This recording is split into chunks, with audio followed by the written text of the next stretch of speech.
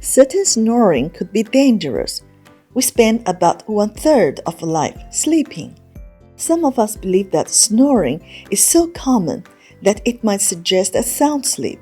Others have to spend their night in a separate room or wear earplugs to get a good night's sleep. Snoring can be the tip of an iceberg if the pauses of breathing are too long or too frequent. If your spouse snores, take your time observing the snoring patterns.